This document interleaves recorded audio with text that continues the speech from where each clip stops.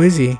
And then they introduced him to him, and then this one mom said, ew, he's fat and ugly. No way you're listening to Yonkers. No, for real. That's wild. Nah, cause look, know the mom, man. so no, it's my dad. It's my motherfucking dad, bro.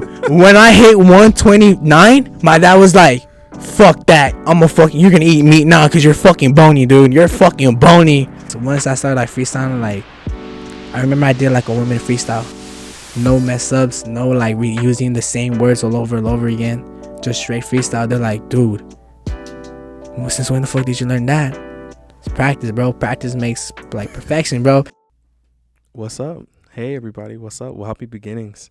We're on another episode of the beginning of the never ending. As those who may or may not know, this is episode 36. We're going to jump into the story of and I like surprises. So Sarah surprised me with this one, but it's awesome to have some of the people from our community wanting to hop on. And I'm here with Mr. Ethan Medrano. What's up, my man? So, man, how you been? Yeah, man. Can't complain. Life is good. Life is good, bro. Thank you for having me. No, of course, man. Yeah. So as you are those who may not know, we're going to be jumping into the story. We're going to dive deep into the full the psychology, philosophy, the life story of you. And our goal is to archive as many lives as possible so that people are not forgotten. People are remembered. You know what I mean? Yeah. So I'm excited to get into it with you. So first things first, we got to start all the way back, way back. Yeah, way back, bro. Back in time. Back in time.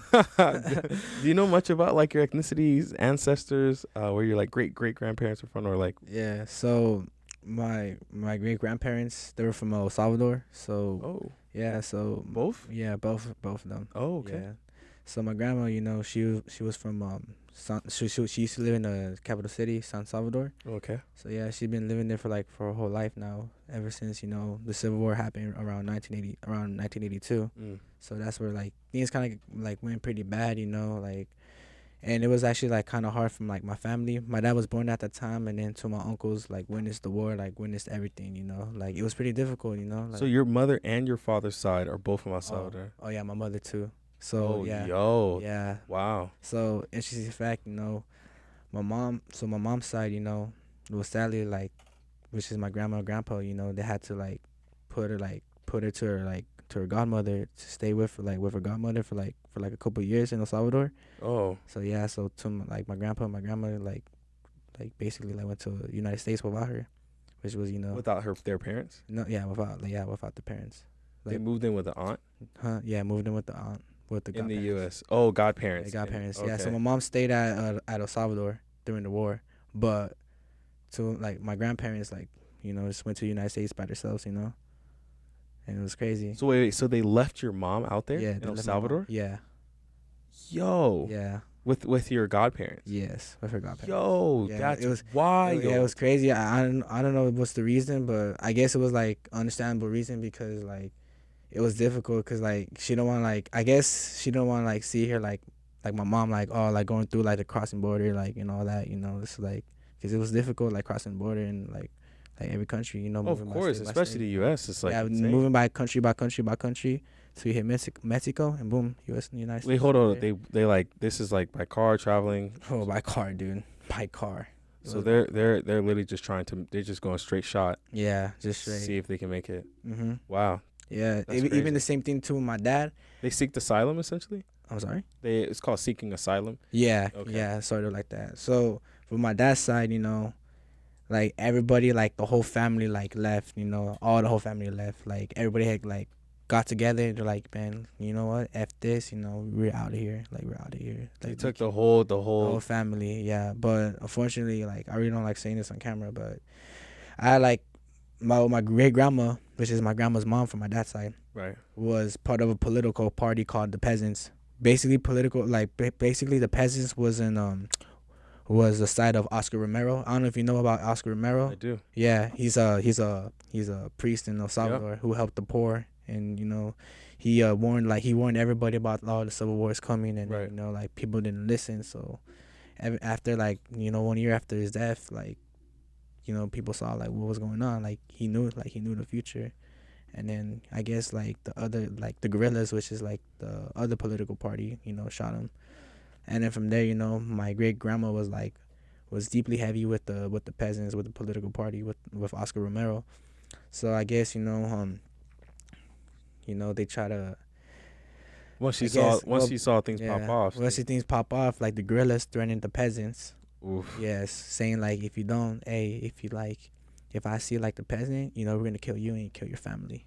And it was crazy, like. So they just threw everyone in a car. It's time to go. Yeah. Are you talking like cousins, aunts, grandmothers? Yes, like everything, just like the whole just family. hopped in the bus, like Yeah, hop in the van. Yeah, cause it's like on. yeah, We're out of here, dude. yeah. So we're out. So yeah. Yo, that's crazy. It's crazy. El Salvador was not a joke back in the day, like 1980s. Like Wow. it was just terrible. You know, I heard so many stories. I'm like, wow, like, dang, man. I just like picturing in my head. You know, it's like how my grandma went through, and my uncles went through. My dad, well, he was a little baby. You know, like he didn't remember nothing. But shout out to my cousin. You know, he made a funny story about my dad. You know, like stopping in Guatemala, cause my dad like. They were because like every time they hop in the van, like going through like country by country, they stop in Guatemala. And, you know, they made a funny like story about how my dad was just like a little baby, always pooping himself and always like making like those fun noise like here comes the potty like here comes the potty, and then you know he's a kid. My cousin was like, wow, that was the funniest thing I ever seen, and like, you know, I ever seen from him. I was like, he was just a little baby. I'm like, wow. And then, you know, perspective. Yeah, perspective. And I believe it took like a couple like months, you know, to be in the United States, you know. Yeah. It took a couple months, you know. Did you ever get to meet your grandparents? My great grandparents? Did you ever meet them No, as well? sadly not. Oh, okay. But from my dad's side, I think I did like met my great grandma, but You must have been like. but I was like 1 year old, so Okay. I probably didn't remember. Got it. So what about your grandmother and grandfather? Oh yeah, they're still around. Oh, I okay, still keep on contacting with them. You know? run it. Yeah. Can you describe your grandmother My grandma from your father's side? My father's side, man, my grandma. And she's just like a strong, you know, humble lady. I love her to death. I love my grandma to death. You know, her sisters, which are my aunties. We're basically like, you know, we're street vendors. You know, like when we came to the United States, like Wow. we're street vendors. Like once we've gotten into the United States, they're like, man, you know what? You just come, you know, vend the streets in LA. So yeah, you know, my grandma, you know, she's like, you know, she's like a forgiving person. Like She made things happen. Yeah, she made this happen. You know. Like she was just brave. Like I would say she was like the bravest, like out of all of her sisters, she was the bravest one. It's always my grandma. What about your grandfather? My grandfather, from my dad's side? Yeah. Well, my grandfather, he's just like all I know is like he was just like a soccer fan. Like he likes soccer. Yeah, he likes soccer. And then me and him, we always talk about soccer. Wait, what team are we talking about here? Well, Clearly, right? So there's an El Salvador team called Alianza. Right. That's the team I go for too. My little brother too. My dad, like, cause it's San Salvador, you know. Oh no, sorry, no, my bad. It's Santa Tecla, cause my grandpa is from Santa Tecla, but my grandma's from San Salvador. So Santa Tecla is another city that's like close to the capital city. So yeah, my bad.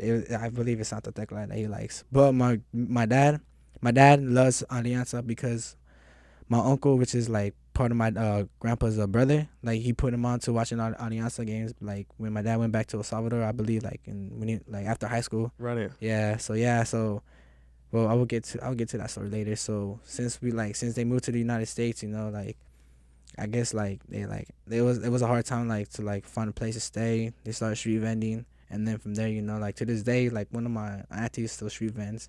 And, you know, still trying to make it, yo. Yeah, but nah, she's living like, I would say like a nice neighborhood. Of course, dude. Yeah, they be making a killing right here. I know, the yeah. street vendors will be doing a pretty good job. They're doing a good job, for sure. So what about your mother's side? Your grandparents or? Oh wow, I'll say my grandma from my mother's side is a hardcore street vendor. Hardcore, like she's humble too. She's like. And can you explain street vendor for the people in the audience, for those street vendors? If you don't know what a street vendor is, it's basically like. Just like, for example, a Hispanic lady trying to sell flowers, trying to sell like fruits, trying to sell like anything, you know, in the streets of LA. It's called a street vendor. Like example, like selling hot dogs, you know, like all we gotta do, you know, is like respect and protect our street vendors. Cause like during 2020, I believe, like COVID time. Yeah, during the COVID time, you know, I seen people start harassing street vendors, and it kind of made me upset, you know. Like, wow, like, what the can I cuss? No, I can cuss. You're good, dude. Okay, my bad. I'm like, what the fuck? Like, it's wild, yeah. Like, what the fuck, bro? Like, Like, this is not right. Like, this is not right. We're like here to protect protect and like show love to street vendors. Like, when I see like street vendors getting robbed, it's just like, makes me upset. It just makes me upset because like all my my aunties, my grandma, like they were all street vendors, bro. Like Hardworking. How early would they get to the streets? I would say like probably like the afternoon, or probably like 12 p.m. like afternoon. I think I know the weekends. I remember it was like 12 p.m. But I'm gonna tell you like a little story. So when I was 3 years old, so my auntie was still a street vendor during that time.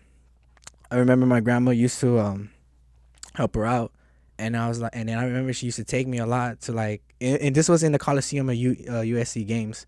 Like, Ooh. yeah, Coliseum selling like fruit. And I remember being there, just helping her out, like, just like giving like just out there, just sitting down, like giving like mangoes just giving mangoes to like the customers. Like, I remember like being a street vendor till like I was like 4 years old. Like 4 years old, I was 3 like years old. 3 years old. Pedaling. Yeah, pedaling, bro. 3 years old, hustling. That's awesome. It's crazy because I dropped a music video called Priceless. It's about like how like like young hustlers, like little kids that trying to like hustle in the streets, like doing the bad way and the good way. Like when I said hustling at the age of 3, no shoes on my feet, people were like, "What the hell? Like this kid was hustling at the age of 3. This motherfucker is capping." I was like, "Nah, like people don't know about the whole background." I was like a street vend. I was on my grandma's side, bro, when she was street vending. Like when I was 3 years old. I was always there, I was always there by her side, like. That's crazy. I'm there to help. So your grandfather, what about him? My grandfather, well, I got nothing much, Right. But I know he's a soccer fan too. Alianza too, and he's a humble person too. Like it's always the grandparents that are always humble, humble, nice, and then forgivable. Sure. Every grandparents are forgivable, Yeah. So then I'm kind of piecing this together, right? Mm-hmm. Your grandmother, from your father's side, she's brave. I mean, Mm-hmm. With the whole crossing from El Salvador out here. Yeah. Your grandfather, huge soccer fan. Mm-hmm. Obviously, they both kind of share. It's really cool how the grandmothers and you share the kind of same qualities. Exactly. Grandfather. Yeah. I'm sorry to cut you off, but you know what's crazy? My grandma, from my mom's side, and my grandma from my dad's side met at the age of 16, and that is fucking crazy. I remember they telling me this. I'm like, what the fuck? So they actually met before my mom and my dad met. I'm like, that is so crazy. I know you're mind blowing right now. That's crazy. That's crazy. Yes, that's going crazy. through a whole war. You kind of even get the men. Before, yeah, I mean, this was before right? the war. So yeah, like they met at El Salvador. Like you probably never imagined. I never imagined, that they would still be. They're probably thinking each other's dead at that point, probably. So some. Yeah, situation. but not. I don't know how. So can you describe that though? But like your mother now, like what is your mother like? Being raised by, I mean, obviously because she was left in El Salvador, right? Not too long. Not too long. I would say when she was 7 years old, I believe. Okay. Yeah, so 7 years old. A baby till 7? Yeah, but so I'm guessing. I guess she was like the war happened when she was 3 or 4. Oh. So I guess she was there for like probably like 2-3 years, and she came like to the United States, and she told me stories like it was scary. It was scary crossing the border. Oh, dude. It's scary. Like I've been saying this so many times. It's scary. Like I could like picture it. Like damn, just imagine like being that like little like migrant kid and it's crossing the border. Like wow. That's crazy. It's crazy. Yeah. So your, geez, this feels like it got way powerful. Yeah, man. I'm feeling like this is at least. Okay, no, keep it up, but just turn our heads down because we sound like we mobbing here. Yeah. Okay, yeah, you're fine. You can keep it up. Do what you like. So this is wild. Yeah. So your mother, can you describe her? My mother, like, people be like, will look straight up to her like, dang, she's a Salvadorian mom, like, cause she was raised as a Salvadorian mom, and then like, and people be telling me, dude, your mom speaks good English. Like, dude, I know. No, my mom does speak good English. She does, but she needs to work on her R's, But, sure, yeah. Yeah, but nah, she does speak good English. People be telling me, like, what? Your mom's like, she's Salvadorian and she speak good English? What the fuck? I'm like, yeah, because like some like I have like friends, that have like Hispanic moms like that Sure. barely speak English. Right. But my mom, she has an accent. She does have an accent. She worked on it. Yeah, she worked on it. It was crazy because she told me a story that when she came to the U.S., like it was hard to speak like English. Like it was harder like to go to school like to study English. Oh, and then dude. yeah, it was really hard. Yeah, I imagine so. Yeah. So that's like I remember, like my mom, like from my mom's story, like it was really hard to like. So most of your family all lived in LA? Yeah, most of my family lived. Is that how your mother and your father, like you describe your father? So my dad, he used to live you know where the original Tommy's is at in LA? The original Tommy's. You know what Tommy is? Yes, of course, yeah. Yeah, so there's an original spot, I believe.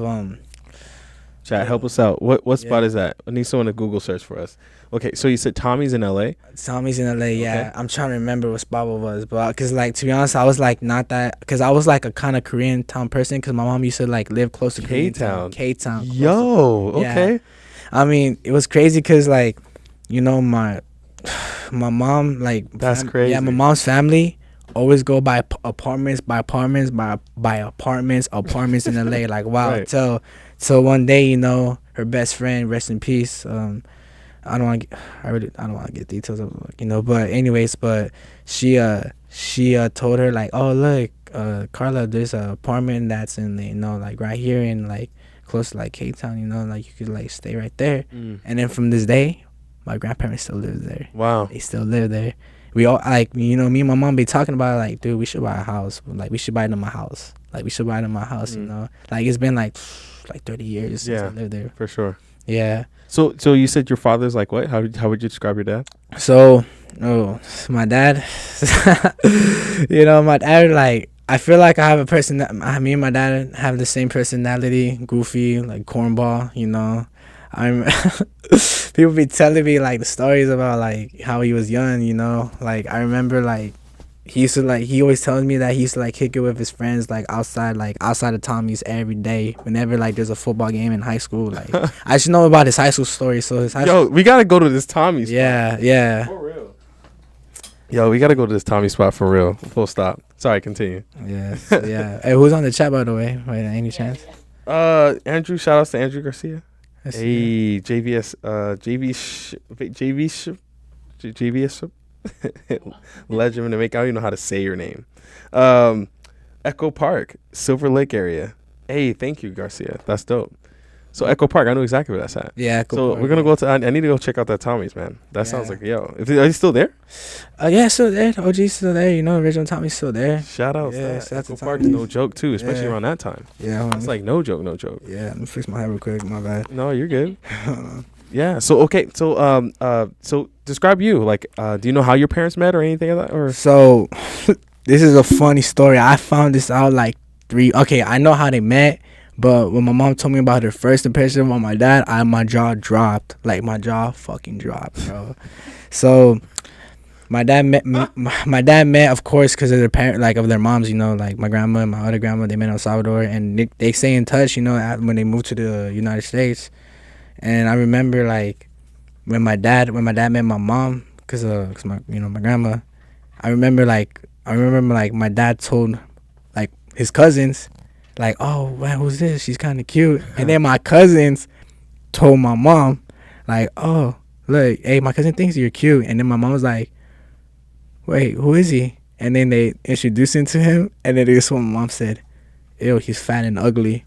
I'm like, bro, when I heard about that, I'm like, what the fuck, mom? Like, savagery. Yeah, but my dad became like more like nice with my mom. My dad became more nice with my mom. And then my mom was like, oh wow, he's kind of sweet. Like he's kind of sweet. Like right. They kind of had like felt an impression. Had an impression with them with the whoop and all that. So like. And from there, I believe they dated around, I guess, 2000s, and they got engaged in 2001. So, yeah. So, do you have any brothers and sisters? Yeah, I have a little brother, So, you're the oldest? I'm the oldest. Yeah. Oh, so tell me about this. How was your relationship with you and your mother? Your parents? Like, how was that? Like, do you remember yourself as a kid? What type of kid you were? So, I was like to be honest, I was like a energetic kid, like I had like more energy, just like more energy, but I was like a kind of shy person too whenever I'm around the public, So like I was like kind of scared talking to people because I remember like first time going to preschool, like I was just like people like looked at me like, oh, this kid is not normal. That's what I think, you know. I'm like, man, I don't care what anybody gotta say. I'm just gonna do me. So from there, kinder like came through, and then from there I kind of socialized a little bit, and then during first grade it kind of like went away. Like I was just like, to be honest, I was like an energetic, shy person when I was like just little, like a little kid, you know, during like school. What did you do for fun? Or For fun? I know your parents are really into soccer. Yeah. So I was in soccer too till I stopped around like middle school. Okay. Yeah.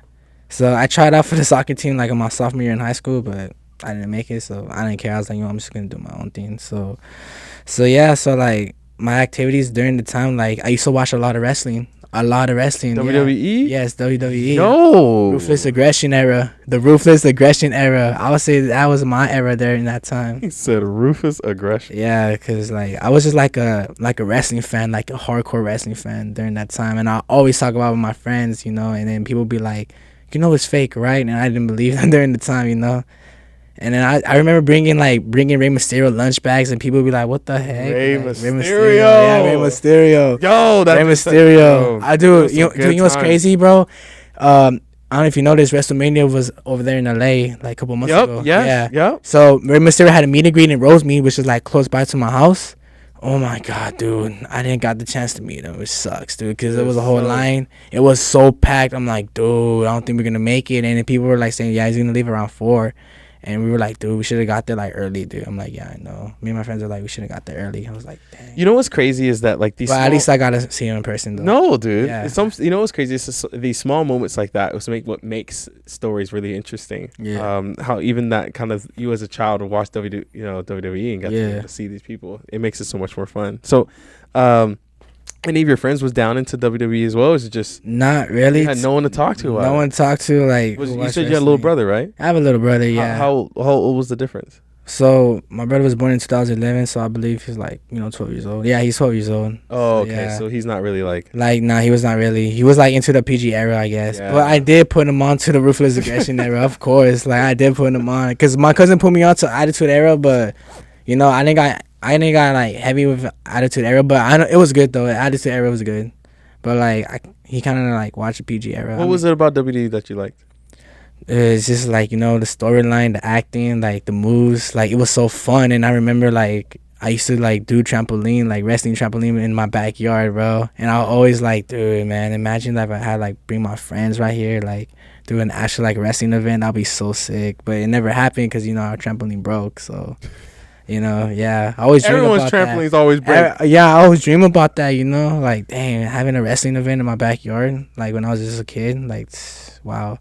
And then from there, you know, like I got into like listening to music because we had like 2 of my cousins who used to live in our house. So the crazy thing is they came from El Salvador too.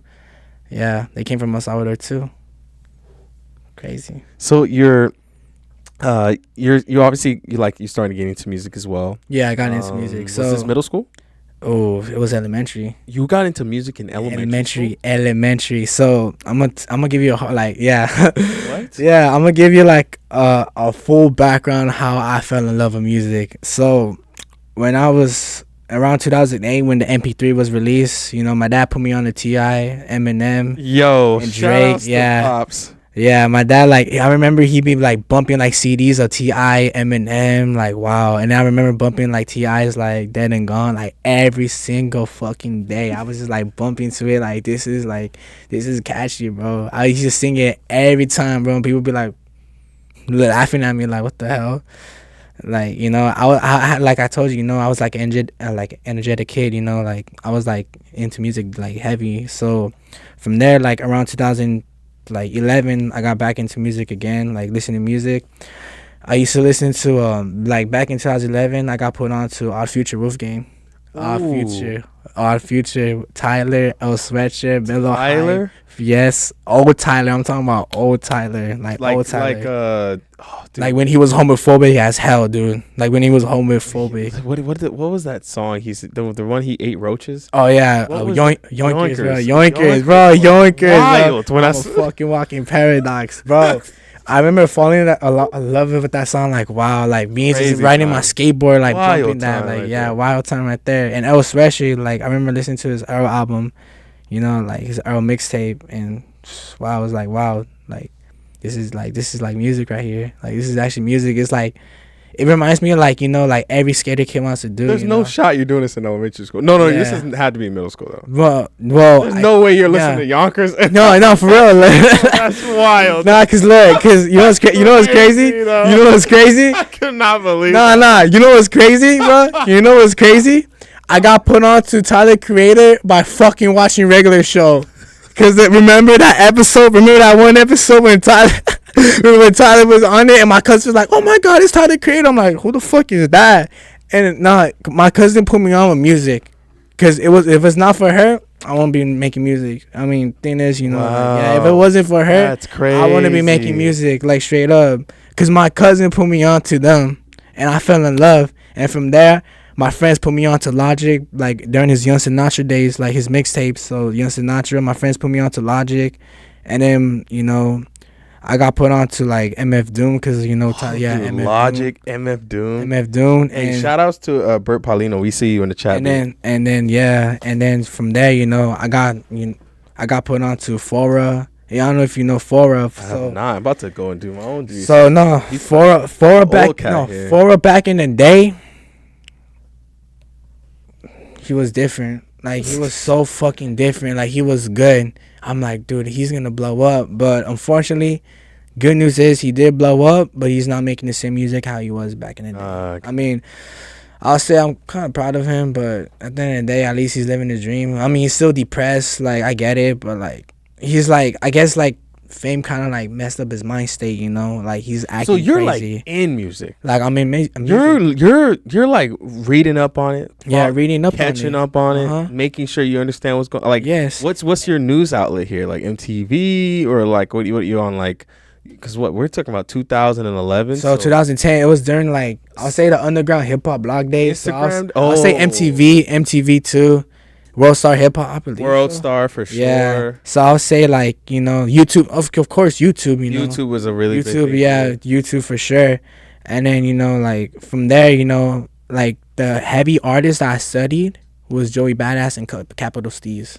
Joey Badass was dope. Joey Badass was dope. Capital Steve. Steez. You don't know who Capital Steez is? Dude, I see, you know what I'm saying? About to get caught up on this. What, bro? How do you not know who Capital Steez is, bro? I'm gonna tell you something about Capital Steez.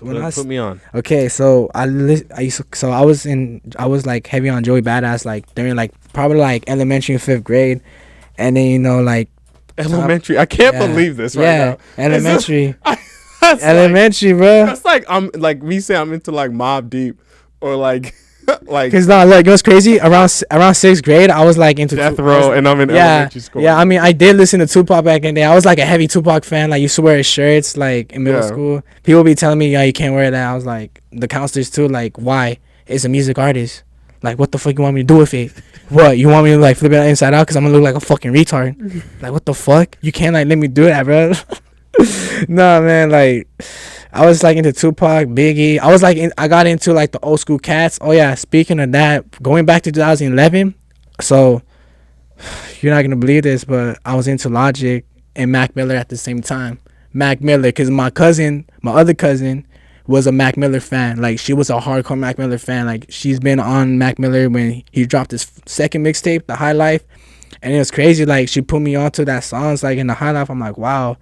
And I remember when Kids dropped, my cousin was just like watching music videos in that computer and just bumping the speakers, Nikes on my feet, make my cipher complete. I was like, what? So I got into Mac Miller when I was like, you know, like a little kid. But thing is, I didn't catch up to him, you know. I didn't catch up to him until his death. Dude, I love Mac, dude. Mac was dope. Kids album was, look, I'm gonna say this.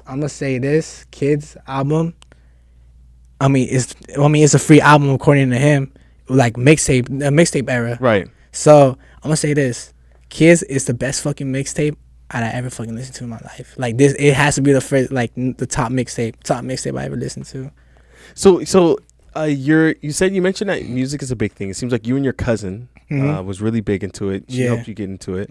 Did you start creating yourself at this time, like in middle school? Okay. Middle school, well, you were just mostly just you were just downloading it. So middle school, till I hit middle school, I started like doing rap battles. You know, I used to do a lot of rap battles in middle school, like with fat kids, body shaming. And even rap battle with some girls too that like body shamed me because I was kind of chunky. Like I was really chunky like during middle school. So 8th grade, you know, like I started like losing like 50 pounds because I used to do martial arts during that time. That's when the wrestling was wrestling, yeah. So from there, you know, like I would say like 5th grade, that's why I started writing like poetry, like lyrics, but not that like heavy poetry. I'll say like corny poetry, like that. Oh, I'm the shit. Whoop, like whoop de whoop. I'm this like, I'm like, and I look back, I'm like, what the fuck? But nah, so I know.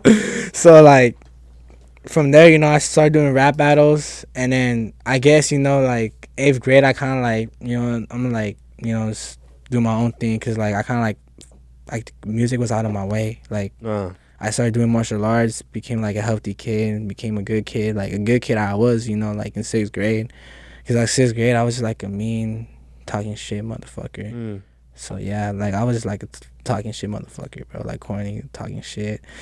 But, you know, I'm gonna be honest with you, like I did kind of got teased like during my whole school life, you know, except like, you know, till like senior year, you know. Till, like, was it because of like you being El Salvador? Was it because of just like your weight, or was it was because of my weight, and it's because of how I acted, because, you know, I'm like an energetic kid, you know. I talk so fast, like back in the day, like I was so energetic, like, oh what, like, you know, and people were like, what the hell, like, yeah, I was like, yeah, like chill out, yeah, like what the hell is this? And then I remember like rap battling, like the whole school watching, people were like saying like, bro, this was dope, like, and then people were like talking crap, like what the hell, that was corny, like corny lyrics, you know, like corny like punch bars, you know, like, you know, it was fun, like during that time was fun, like, you know, I still got teased here and there, but like, and then there, you know, I'm showing people like who am I, like who am I, you know, like who I am, like. How's your relationship with your parents? I like, you know, like to be honest, like my parents, like they always like look out for me, you know, but like it's like my mom, like she does, like both of my parents do like fuck with my music, but they kind of see like music is not gonna pay the bills, but you know, there's always a plan B, you know, like there's always a plan B, and I'll get to that later, you know, with plan B, like I always want to like, you know, do like barbering, you know, like as a plan B. So like I was. So did you ever? Because I know YouTube was a big thing. Yeah. Were you watching stuff like that, or was it mostly just like through middle school, entering high school? Most of it was just like I'm listening to music. Yeah, I was just listening to music. You know, like I used to listen like every genre. You know, it's like every genre. Like for example, like if it's trap, I'll listen to it. Oh snap. Yeah, I like every genre music. Like all music is good. Like every underground artist is dope too. Like right. You know, so in 8th grade, so I became healthy till I hit high school. That's where everything changed. Like this way how everything changed and how I became like who I am today. So I'm gonna tell you the origin story about Craz-E. Hey, about shout out to Dante, man. Thank you for the post. Yeah, Dante, I know these people. Wait, who are the people who are in? I just see some people who have been posting. Shout outs to Dante. Hey, put your shout outs in the chat. We'll get you right after. Yeah, shout out to people in the chat, bro. Hold on, let me go to my phone see who's watching. Sorry about that. He said, "Look, I need to know. Yeah, who's down for the town. You know what I mean? What? 8 people are watching? What? That's crazy." Let me check. So yeah, man, I'm curious. You know, specifically about like your upbringing. Because you mentioned this sense of like, my whole family's watching. Dog, that's crazy. Shout outs to them too, man. Wow. Coming in. Yeah, be paying respects to the ancestry today. I'll get it later, but yeah, so that's what I was kind of curious about. You were talking about how like some of your friends, your family, the people that you kind of were getting to close, music was a big part of your life. Yeah, I was asking on YouTube like what you were doing, but once you entered high school, you feel like that was the hardest time. It was the hardest time. It was definitely the hardest time. Like you kind of transitioned to something that was different. Yeah, I mean, before music, you know, I found something that I loved, that I thought I loved. It was jiu-jitsu, martial arts, and wow, it was so much fun when I was like in 8th grade. It helped me like change me like a better person, a good kid, and then like a skinny. Who got you into that? So I came from a dentist appointment. From there, the dentist was like a jiu-jitsu spot like next door. Right. And I was into UFC during that time. I am still into UFC to this day. Who's your favorite fighter right now? So right now, I would say like it was Nate Diaz, but like he's officially retired. I know, dude. He's officially retired. Man, Diaz brother is yeah. But my favorite fighter of all time has to be George St. Pierre, GSP. GSP is one of my favorite fighters of all time. He's a fucking beast, bro. I liked his mentality, his humbleness, his mind state is perfect. That's how every fighter should be, and that's how like example how every artist should be. Humble, because humble is a successful key. It's a key to be successul. It's true. Yeah, it is. So I bring this up because, like, especially out in LA, boxing is a big thing. Oh, boxing! I'm surprised you got into the jiu-jitsu. Why was it just something that attracted you more because of the wrestling style? Yeah, the wrestling style. Well, kinda, but like it was just like fun, like rolling, and then like.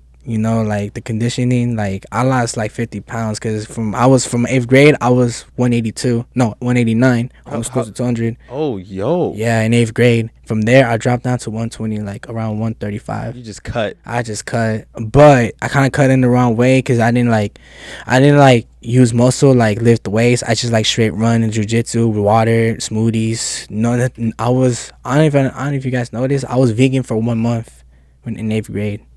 And it was hard. But I didn't eat meat. I didn't eat nothing. I didn't eat pork, chicken. So your parents were like, "Eat this." You're like, "I can't." No, dude. When you can't say no to mom. No. Listen. I'm gonna tell you something. You can't say no to mom, man. So no, it's my dad. It's my motherfucking dad, bro. When I hit 129, my dad was like, "Fuck that. You're gonna eat meat now because you're fucking bony, dude. You're fucking bony." And I was like, but now I look back to myself. I'm like, dude, holy fuck. He was trying to catch me with an arm guard. No. I checked the picture. Like now, now I'm like, holy shit, I was bony as fuck. Right. Like dang, like wow. But yeah, from jiu-jitsu was my thing. Till high school came through, and then I was failing high school in freshman year because it was tough. Then like middle school, like wow. I mean, you advanced another level, like holy shit. Like, do you really feel like it was the subjects that you were doing in school, or the whole environment of high school? I guess it was both. Like I want to like socialize people, cause like during that time I started like becoming more social, like socializing with everybody. I was like, and then like from there like I started like kind of getting nervous. I was like still shy, like meeting new people, like cause after like middle school, like. Cause I went to a school like where everybody from like West Covina, La Puente, like Valinda, like all came in, like every border, like I don't know how you say it, like counties. I say it like not counties. That's like, a lot of different. Not cities, like cities. Yeah. So from there, like it was crazy. From there, like people went to a different high school. Another like people that we know, we went to another high school, and then like out of a friend group, like it was just like me, my friend Juan, Luis, and Aiden. We were only the 4 heads in the high school. Like wow, like it's different, like it was just only 4 of us. Like the rest, they just like separate. Like wow. Yo, shout out to Juan. Shout out to Juan. I hope you're watching this. Shout out to Minion. I still talk to these guys to this day. Really? Yes, they're still my. Like I knew these guys like since like kindergarten. So you were doing so well. Obviously, leading from middle school into high school. Yeah. What were some of the obstacles that you ran into? Obstacles, like what do you mean by that? Well, just some things that you felt like that was really making it hard for not only for you to pass school, but also you mentioned to yourself that you felt like during your school time, the bullying was a really big part of that as well. Yeah. But music was a really good outlet for you. Music was not a thing till like I'll say the second semester of like my freshman year, because I was just like focusing like like it's me like me trying to trying to get a girl, like like me like getting new friends, like I was like that. I didn't care about like education. Like I was just like want to be more socialized. You want to be because you wanted to be accepted. Yeah, I want to be. Yeah. You just left everything you knew in middle school. Yeah. 4 of your friends only go into this high school. You don't know it now. So now you're just like, shoot, I'm just trying to figure out how to survive. Yeah. Exactly. This is like, like I just want to become like that one popular kid. And I look back to myself in freshman year. I was a follower. I'm not gonna say like what I did in high school, because during high school like it changed me, like You know, I used to hang out with the wrong crowd, like new people, the hung crowd. I got wow, like I would say like it was hard time. It was I like almost put my family in danger. You know, like wow. Oh man. And it was like suffering. That's all I could say like to that. And then from there, I remember like man, fuck this, because if I like keep doing it, I'll end up in jail. And I don't want to like be like those bad kids. Like. And this is in La Puente? Yeah, La Puente. Yeah, and I went to Workman High School. It was pretty bad. That school during that time was pretty fucking bad. Like, we had a lockdown, and to be honest, like, I was just a freshman. People were experienced like, holy shit, what the fuck, and I'm fucking #1 school in the fucking California. I'm like, and I was just like running around during the lockdown, laughing, because we were young, like, don't get me wrong, we were young, and we just yell out fuck 12, like basically, like, we were just young, like, young kids, freshmen, like, that was just fun, but like in reality, like, so you never know what's gonna happen, So you said you go into the music. Uh-huh. Is this still with the wrong crowd, or is this more? It was still with the wrong crowd. So ever since we came back from spring break, there was an incident that, the incident where like I became crazy, like the name CR, like crazy. So basically, this is one kid, like who I thought was just like my friend, and then not one of the four. No. Okay, different crowd. Like, I thought, because I was a follower, like, I thought I was, like, badass. Thought I was, like, the shit, So there's this one kid, right? I thought he was, like, my friend. I used to give him rides, but ever since, like, I was, like, down, he's just, like, laughed at, like, like, became a follower with them, like, pussy, like, for example. Oh, snap. And then from there, I want to get revenge, bro. I legit want to get revenge. Like, revenge was, like, the key that I want. And you know how to fight, kind of. Jiu-jitsu, yeah. At least know how to choke something out. If it came down to it, if it came to the ground, wrap. Yeah. So long story short, we went to the restroom, took him down, got out. Next day, I don't know what happened. They called me up. You're fucking suspended for a whole week. Oof. I'm like, damn. My dad was pissed. My mom was like, I don't know what to do with you guys. Like, I don't know what to do with you, Like, and I was like, fuck, man. I'm fucking up. Like, I'm actually, like, I'm young and I'm fucking up, And I just think about it, like, dude, imagine, like, me being like this, like, after high school. I'm just like, wow. Right.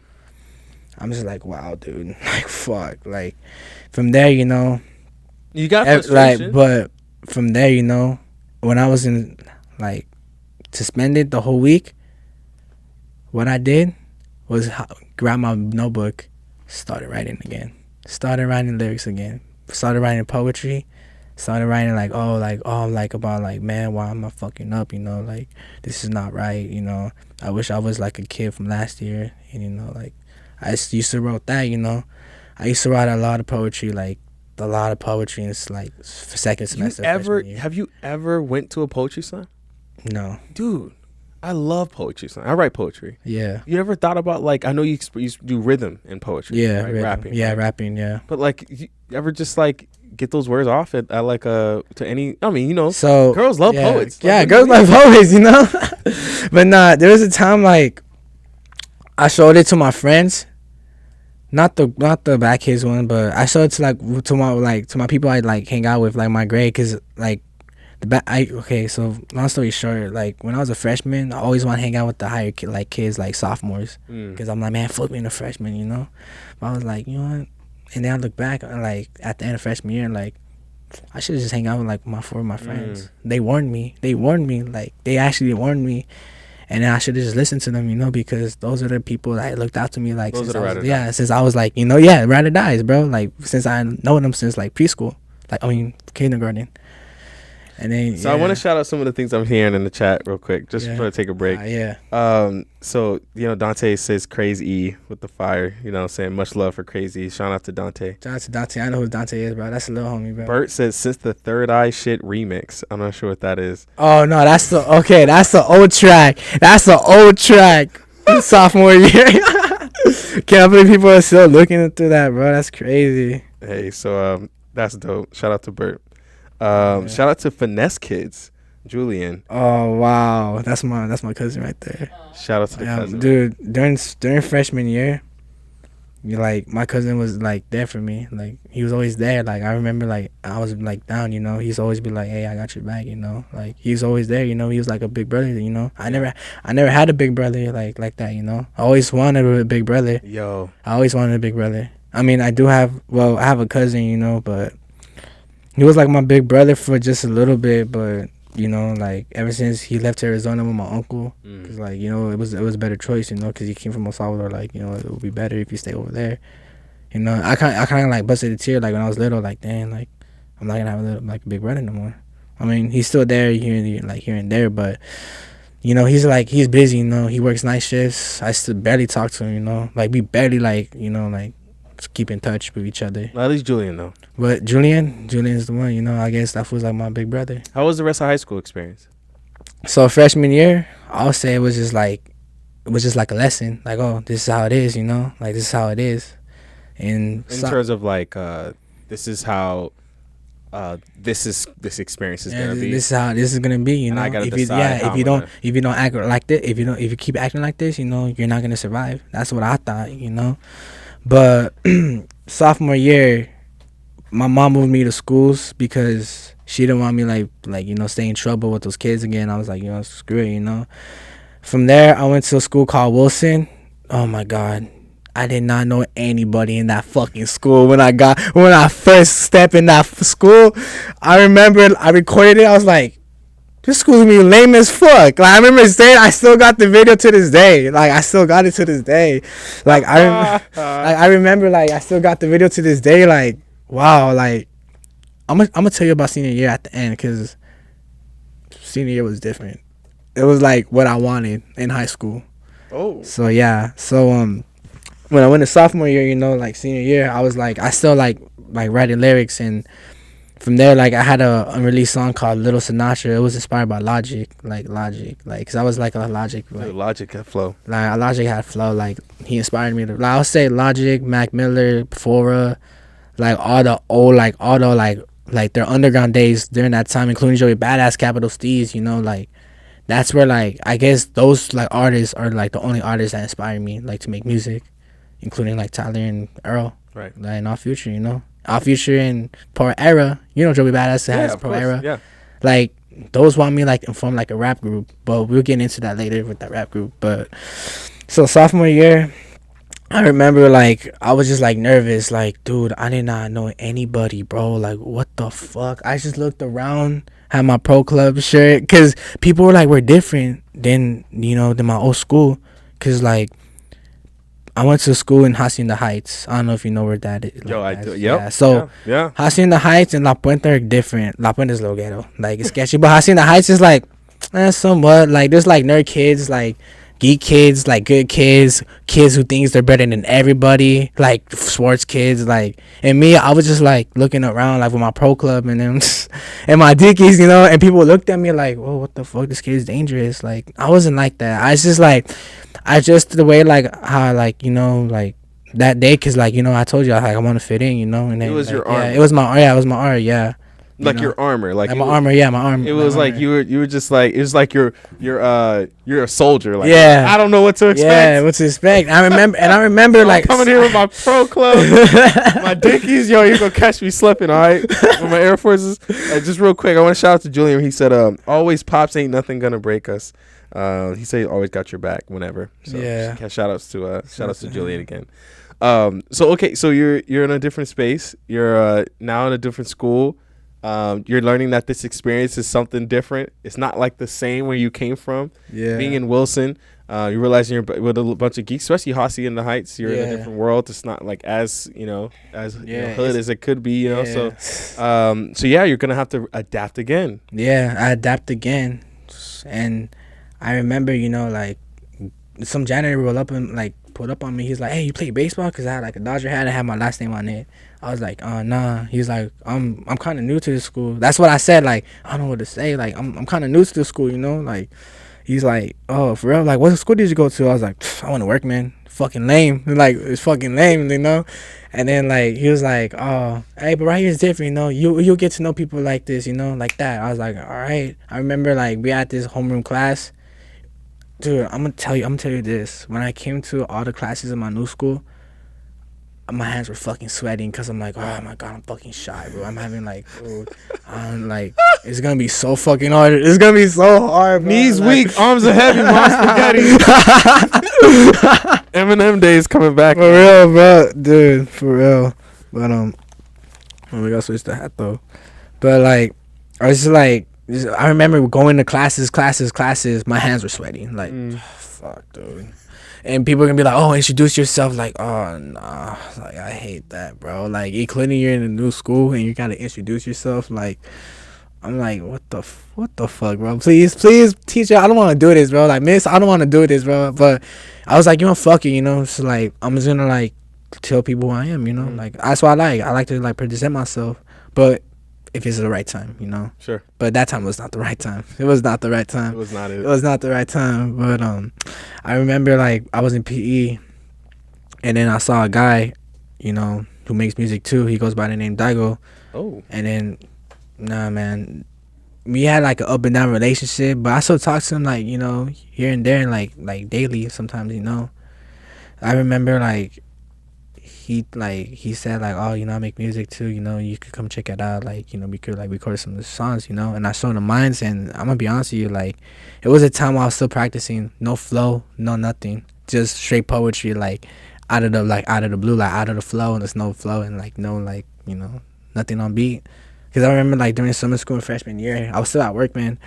I remember I showed people my songs. They're like, nah, it's off fucking beat. Like, don't get me wrong, the lyrics is good, but it's off beat. I was like, damn, but, like, I did listen to that, like, criticism. Because, you know, like, if you listen to criticism, it makes you, like, become more powerful with your, like, you know, your message, your punchlines, your, like, you know, your delivery, your flow, all of that. It's always critics that always be there, including your friends. Your friends has to be honest with your, like, what you're doing. Like, your friends has to be straight honest with what you're doing, because if you don't listen, you're not going nowhere.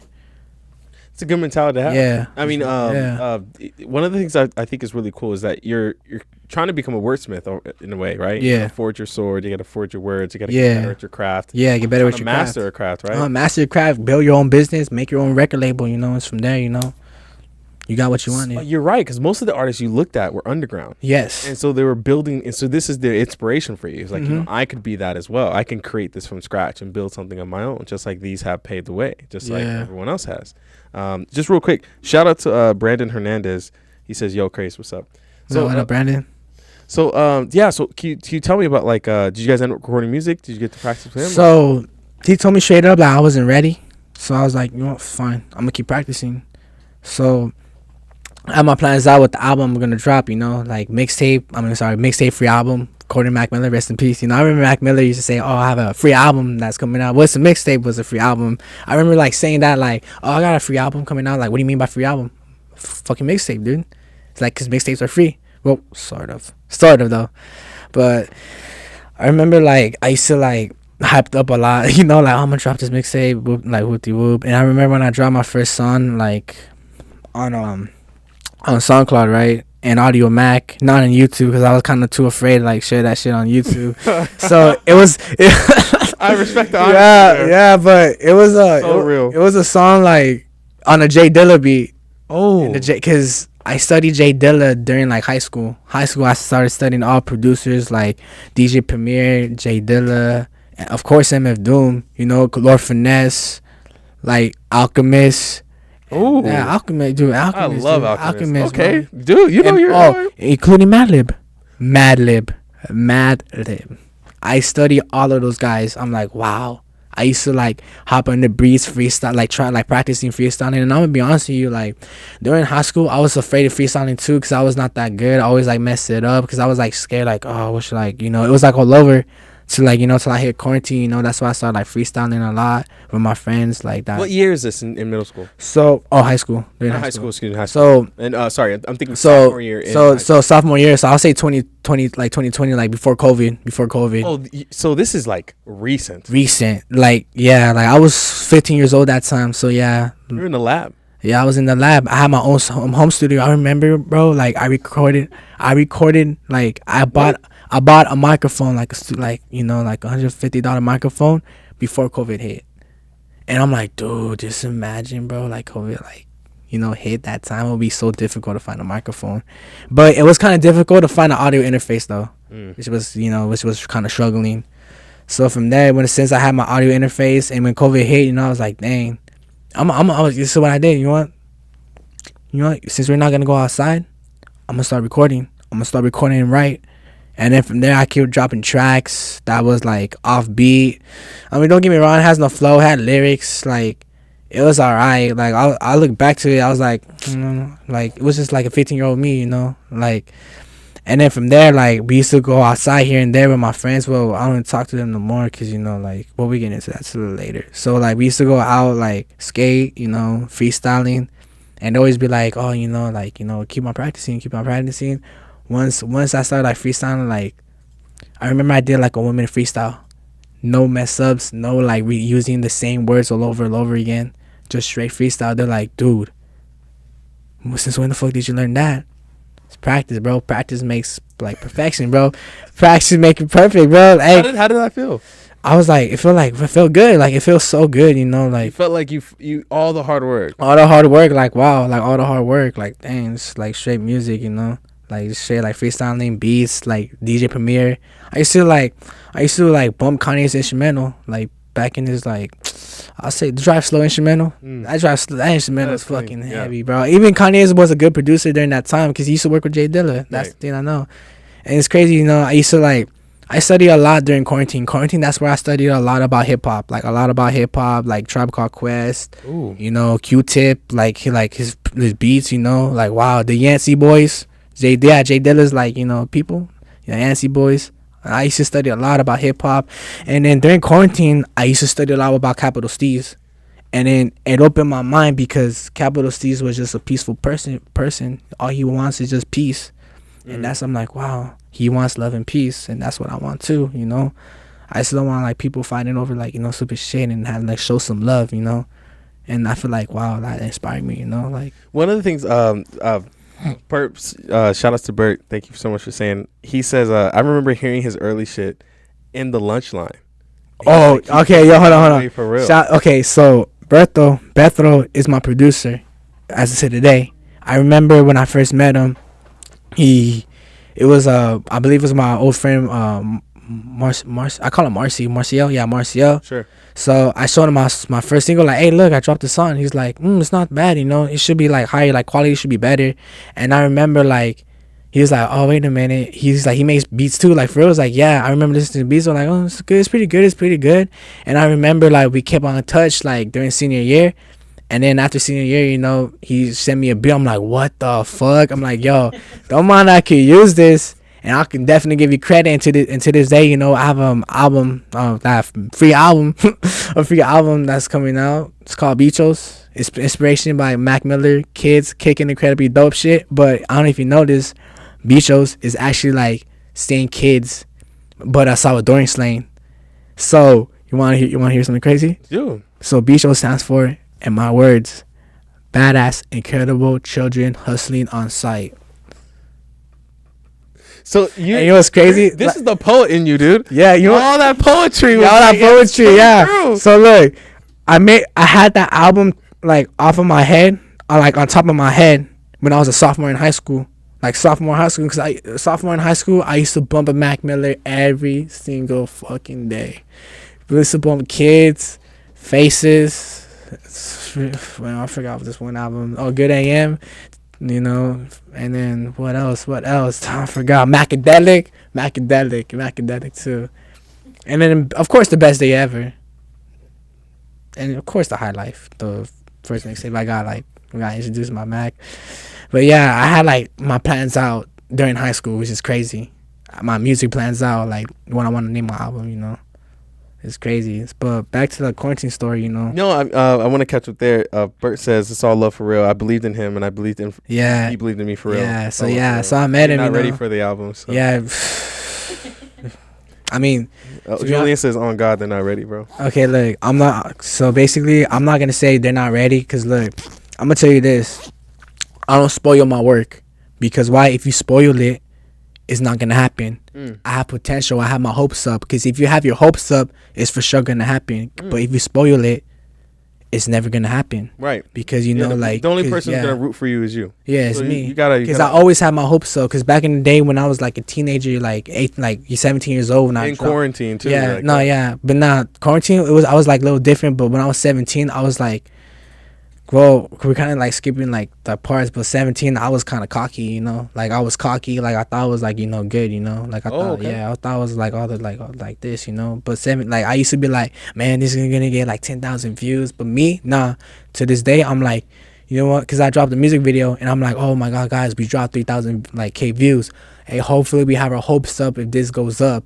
Hope keep you having hopes up, you know. Peace and love, you know. Always be like that. Because back in the day, be like, man, this shit's gonna get popping. Like, nah. I'm always gonna have my hopes up. That sounds like some. I'm always gonna have my hopes up. That sounds like damn. What does that remind me of? That reminds me of like some Wu-Tang Clan type of, like, you know, type of mentality here. That's dope that you just have a squad that you rock with like that, who has that type of flow as well. So all right, that's really dope. So you were talking about how like, okay, now you're in quarantine, you're locked in. It takes you get your mic, you get your studio equipment. Finally, you're able to start recording and doing things on your own. You're getting the poetry down. You're like literally taking the time to start archiving this, you know, really writing down poetry things, getting your lyrics in order, right? You're going to your friends. You've been cooking and pushing with them out in the streets, trying to be like, hey, okay, how does this sound? They're like, I don't know. But then this glimpse of hope came through, and you dropped this 1 minute verse, and it sounds great. It was clean, no mess ups. Everything was the flow was green. Yeah, what was kind of your COVID experience, especially going through? So like it was cool because we used to skate a lot. I met like a couple people that were like supportive, like during the time, you know, like they were like hella supportive. Hold on, my bad, because I'm a little sweaty right now. Hold on, let's get the hat off real quick. But so yeah, like COVID, like I had like a lot of support. I had a lot of support. Like I met some people like skate with, going outside, going like trespassing to schools, like freestyling sesh. Like it was cool. COVID was like. I'll say COVID was cool, but 2021 COVID was alright. But I'll say 2020 COVID was better, in my opinion. But now it's time to get a senior year. Now you're back. Now we're back, for high school. It was crazy because look, we came back from online learning, and it was like I kind of lost my energy of socializing. Because sophomore year, I always want to socialize and introduce myself. Like, oh, like what's your name? Oh, my name is Ethan. You know, it's nice to meet you. You know, like. It was like, and all of that was just gone, you know. Like I'm like, wow, like wow, like I'm just like kind of shy again. Like wow, back to the shy shit again, back to that shy shit. But like, I remember like I seen some people like saying what's up. Oh, I remember you. You're crazy. I'm like, yeah, bro. Nice to meet you. What's up, bro? Like nice seeing you again. You know, like I remember seeing my old friend Leslie. Like I remember like. I looked at her because I actually like I was like never saying what's up. I'm like, dude, like I don't want to say what's up to old faces. And I remember she was like, oh, it's funny you don't remember me. I was like, oh shit, what's up? I was like, oh shit, what's up? but nah. From there we became close friends. You know, we still keep in touch to this day. Like, you know, shout out to Leslie. But yeah. So senior year, I would say beginning senior year was like kind of difficult because we came back from COVID. It was hard to socialize, and I'm gonna be honest with you, like I didn't hang out with people from my grade. Never did. I only hang out with my little friends that are like juniors during that time, and then like I see be in those crowds, you know. Like you were like now the mentor person. Yeah, the mentor person. Yeah, just like you know, just like the big homie person, you know, like. I was just like, man. The older brother. Yeah, older brother person, yeah. And I remember, you know, like, wow, like, I look back, like, I never hang out with people from my grade, like, during high school, you know. I mean, here and there, like, I had, like, friends, like, friend group that were, like, you know, that they were in my grade. I was, like, you know, go to, like, you know, say what's up, like, hey, hang out, chill, hang out after school. They were good people, you know. They were actually good people. And you also said, like, your uncle in high school, there was a situation, I'm not sure if you remember that. You mean my dad's? Yeah, I think so. You mentioned like in uncle, you guys had hopefully good, hopefully not crazy. Yeah, uncle. Yeah, but maybe one of the things I'm really curious about is that like once you get to the senior year, like you're thinking about like, okay, look, we're almost there. Mm-hmm. Like we're getting there. Like this is it. This is it. It's not the end of the road here, right? Yeah, because I used to work at a barbershop, you know, during like freshman at the end of freshman year, you know, during summer. And then basically, like, I left the shop. I was like, you know what? I'm out of here, you know, like, because I need to stay focused. Like, I need to get my plans out first. But thing is, you know, like, during, like, senior year, I just want to get love. I just want to get respect and love. That's what was my goal is, you know, by showing it for my music, with my message. So, I remember during the senior year, it was a good time. Senior was a fucking good time. I remember, like, I had my first show because my cousin, well, he's like, cause he's not blood related, but he's like friends, like family friends with my grandma. He was like, oh wait a minute, is that your kid? Cause I remember my dad like posted a song, like an unreleased song. It's called Where I Go. I remember like, cause I remember like during like COVID like 2021, like the ending of COVID summer, right? I was making a mixtape. It was called Cerotes. Oh. Yeah. So Cerotes, if you guys don't know what Cerotes is basically saying like shithead in Salvadorian saying. So basically, like, I named it that because I used to get called Cerote a lot, like during like, you know, middle school. It was just like people used to like tease me a lot, like, oh, what's up, Cerote? Like, wow, just because I'm Salvadorian. Like, I really didn't care. I used to call like no disrespect. I used to call like my Mexican friends like fucking Mexican fucking beaner. They're like, shut up, Cerote. I'm like, shut up, beaner. Yeah, like, yeah, you know, but it was just love at the end of the day, you know. It's like, you know, It's high school. It's high school. No, middle school too. That's But savage. Yeah. It's real life out there in middle school. So, It's real life. real life. So I named that album, right? And then I remember like recording it like everywhere I go. So this song it's called Where I Go. The hook goes like, everywhere I go, I wanna go home. I'm tired of this world, I don't want no more. Cause everywhere I go, I see bodies on the floor, bodies on the floor. I remember recording that verse and then performing in front of my friends. They're like, yo, this is it. This is the song. This is like one of your best songs that you ever put out. I'm like, for real? Like, yes. I'm like, wow, thank you. I was like, it means a lot. So I remember like low key, because the album was gonna become an EP, but I was gonna make it like a 14-track list. So from there, you know, I started recording. Like during senior year, I was recording, making like cooking up in the garage with my friends. Wow. Yeah, and then, you know, including in my home studio, you know. I remember showing this to my friends. They're like, wow, it's pretty good. I can't wait to see it. Can't wait like till it drops.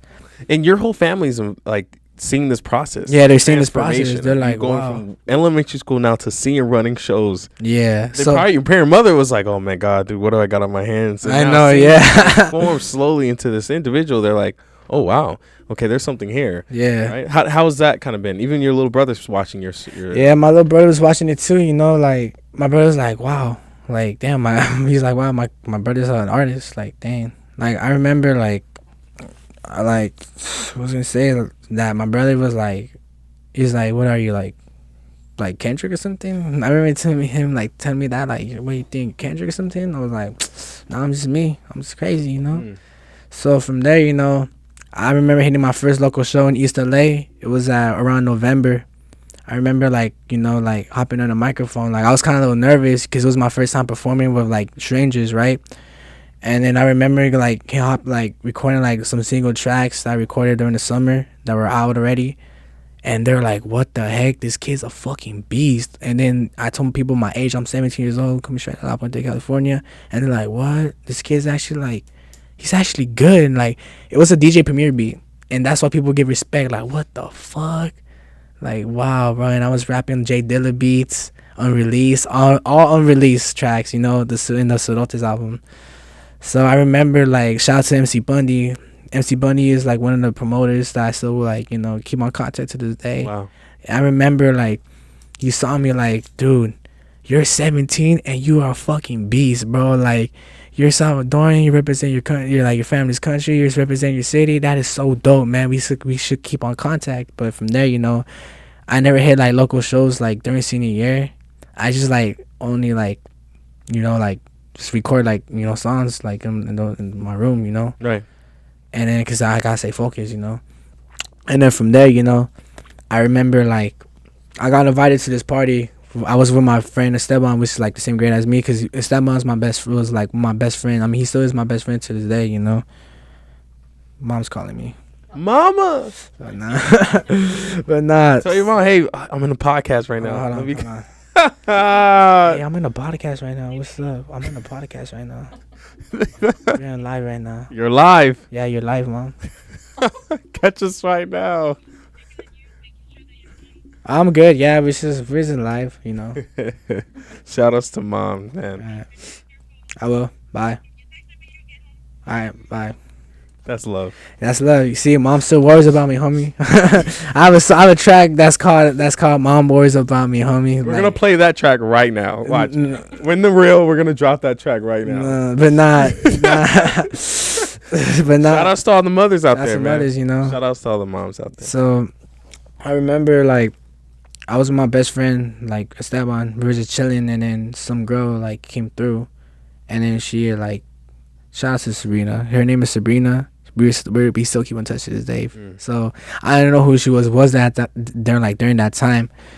So I remember like she invited my friend Esteban, like, oh hey Esteban, I have a party, like, you know, that's gonna happen in my house, you know.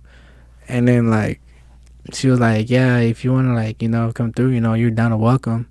And my friend was like, oh okay, I'll be down to welcome. I was like pretending I didn't hear nothing. I was just like drinking my, you know, my water. And she looked at me, she's like, you down to come too? I was like, if there's brother right there, yeah. I'm in. But you know, I need the tree though. Yeah, but yeah, it is, bro. I remember like saying that to her, like, is there gonna be brother right there? She's like, you can bring some. I was like, perfect. I'll come through. So I made some friends. That were my grade during senior year, like, which was a good thing, you know, because I'm getting like I got to get to know people like in my grade, you know, the same age as me. Right. And then from there, like, I remember like when the party happened, like I want to go talk to I remember like my friend picked me up, you know, we were there, and then she was like, oh, it's me, Ethan, the one that she introduced me, like invited me. She's like, oh hi, welcome. She's like, yeah, thank you for inviting me. She's like, yeah. She's like, awesome. Oh, there's like, you know, food and drinks and all that on the side. I remember people pulling up, like all the seniors like that I know, but I never talked to, you know. Yeah. I remember they pull up right there and they say what's up to me, like, oh wait a minute, you're that kid in my class. Like, hey, what's up? Like, yeah. I'm like, what grade are you in? I'm a senior. Like, no, you're not a fucking senior. And why the fuck did I see you hanging out with juniors then? I'm like, dick, cause like I know these guys before you guys. But nah, it was all love though. It was all love. But I remember like there like couple of friends, like her close friends were there. They pull up. Everybody pulled up. Like, wow, like, you know, all the seniors. And I remember like I already got fucking faded at that time. So I remember like I was talking to a DJ about like music, like, oh, you listen to Joey Badass. Oh yeah, obviously, like we used to talk about underground like hip hop back in the day, you know. Right. And then I remember like my friend told like Sabrina, saying like, hey, you should let him perform. And I was like, nah. I was fucking nervous. Like, dude, nah. Like, I told him, I grabbed my friend to the shoulder, like, what the fuck are you doing? Like, I don't want to fucking do this. Like, I don't want to do this. Like, I don't want to fucking do this, bro. I don't want to do this. And then, like, they're like, nah, you gotta perform. I'm like, oh my God. I was like, you know what? I'm gonna perform my unreleased album. So I remember, like, I talked to DJ, like, hey, you guys have, like, airdrop or something? Or, like, I have access to, like, you know, log into my SoundCloud so I can perform like one of the songs. They're like, oh yeah, just log in, you know, we got you. I remember people like there was like some people like right there. They were like yelling like, whoa, crazy. And I was like, bro, I'm not fucking ready. I had the video to this day, like, I'm not ready. Chill out. But nah. Oh my bad. But I was like so nervous, like, dude, I don't want to do this. Like, I really don't want to fucking do this, bro. But once I hit the microphone, I was like, I'm kind of a little fucked up tonight, but I'm gonna do this for y'all. So like once the J Dilla beat hit, which was the track from the album, it's called It Ain't Nice. So it played, I performed, people were clapping, showing love like crazy, like, oh, like, thank you for the love. And I remember I performed Where I Go, which is like one of my friend's favorite songs. It's unreleased, you know. Once I performed that song, everybody started vibing it. They're like, what?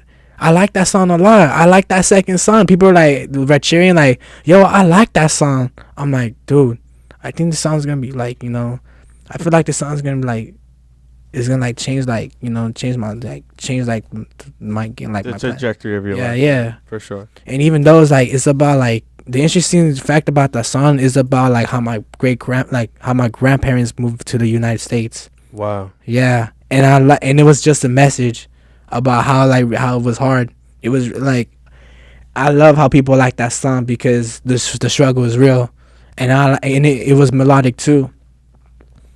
And wow, man, I'm like, dude, I'm like, wow. It's crazy now too. Yeah. One of the things, shout outs to Made Butters out there. Butters, my Butters. Whoa, that's the homie right there since high school, bro. Crazy E on top. Shout outs to you for commenting. You talked about this thing specifically of how everyone, says what's up to Craz-E, Yeah. right? But you also, have an announcement as well. Your last name is something that's really important to you, where you come from. Yeah. Do you want to tell people what kind of the announcement is? You said recently something has happened. So, to the people that are listening to this, so beginning of the year, I'm gonna change my name to Medrano, because why? Because look, during the time while I was networking heavy, like I told everybody like I'm gonna change. Like I told everybody like who I was. Oh, this is my name, Craz-E, and they're like, crazy. Like, why you have that name? Because like even though music is business, that's why I learned after high school of music marketing, because music is business. And then you want to make like your name off a brand, but if you like put Craz-E out, it's not gonna make any money. But even though I met this one artist. Well, he's a battle rapper, but he's an artist though. Basically, he beat Eminem in the Rap Olympics in 1997. He go by the name Otherwise. Yeah, I don't know if you heard about him. No, but I'm so I was at this this event. I remember he told me straight up. He's like, "What's your name?" He's like, "Oh, I go by the name Craz-E." I was being cocky with him, because like this was the time when I was like cocky, And I remember like, he's just like went up to me like, "I'm gonna tell you something. What would you like it if your parents call you Craz-E at the age of 25? Even what would you like if your friends called you Craz-E at the age of 25? For that moment, my mama just blown like, damn, he's actually the right. Even though I was thinking changing the name like beginning of like 2023, like look, I was thinking changing it to Medrano, my last name. Cause look at Kendrick, he went from K Dot to Kendrick Lamar to his full name. Like, I could do that too. Like I could cause I'm gonna be honest with you, like I would say like Craz-E like was like a youngster, like oh it's just youngster, like just drop an album, like just young. Now I'm like 19 years old, like now I experience with all of this, But nah, to people who are watching, you guys gotta understand, like Craz-E's not gonna like, it's not, to be honest, like Craz-E's not gonna last forever, but Medrano is, cause I guarantee you guys that, cause Medrano is who I am.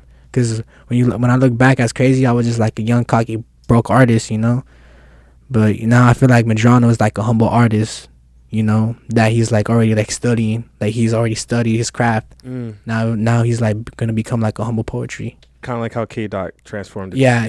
That's how it is, bro. That's how Craz-E's coming, like transforming to Medrano. You're looking back at your life. Yeah.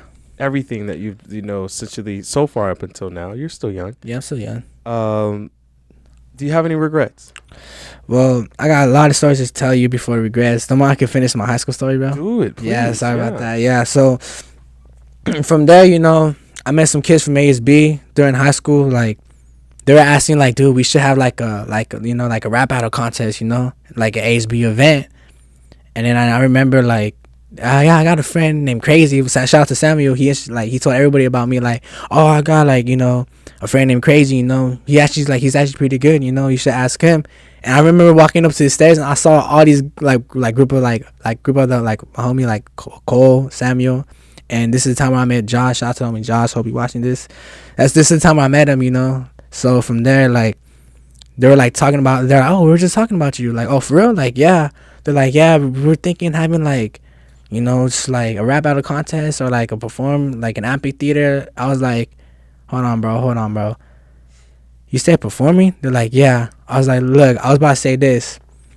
Don't mind if I could perform in the gym rally. And then they're like, we'll see and we'll let you know.